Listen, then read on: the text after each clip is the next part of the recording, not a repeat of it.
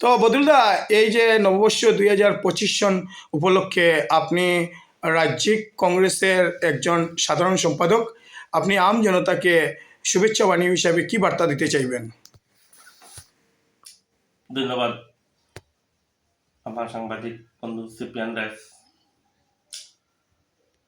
তো আমরা দেখতে দেখতে আমাদের ইংরেজি বর্ষ 2024 পার করলাম। এই 2024 ইংরেজিতে আমরা অনেক ঘটনার সাক্ষী হয়েছি। আমাদের চকুর সম্মুখে অনেক যুবকের প্রাণ কেড়ে নিতে দেখেছি। সরকার পক্ষের বুলডোজারের আঘাতে অনেক পরিবার নিঃশেষ হয়েছে, অনেক গ্রাম নিঃশেষ হয়েছে, তাও আমরা প্রত্যক্ষ করেছি। বহু অসহায় মানুষ, গৃহহীন মানুষ, যারা অনেক দিন থেকে, দীর্ঘ 50 বছর, 60, 70, 80 বছর থেকে বিভিন্ন জায়গায় নিজের কায়িক পরিশ্রমের মাধ্যমে, কষ্ট উপার্জিত টাকার মাধ্যমে তাদের গৃহ নির্মাণ করেছে।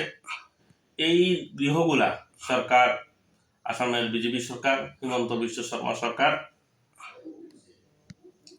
এই গৃহগুলাকে ধ্বংস করে দিয়েছে।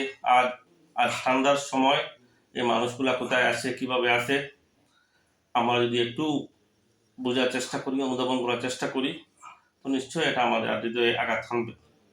আমরা চাইব যাতে 2025 সনটা আমরা একটা মানবতার জন্য একটা নতুন শুরুয়াত হোক, নতুন আরম্ভনী হোক, আমাদের ভাতৃত্ববন্ধন সুদৃঢ় হোক, দেশের অখণ্ডতা ঐক্যতা সুদৃঢ় হোক, এবং আমরা আমাদের সমাজের সকল ভাই বন্ধু মা বোনেরা শান্তি ও সম্প্রীতির সহিত এই ভারতবর্ষে ঐক্যতার মাধ্যমে এক শক্তিশালী ভারত গড়ে দিতে পারি, এই কামনা থাকলো। তৎসঙ্গে আমি সমস্ত হাইলাকান্দিবাসী তথা বরাকবাসীকে এই নতুন বর্ষের শুভেচ্ছা ও সাধুবাদ জানাই।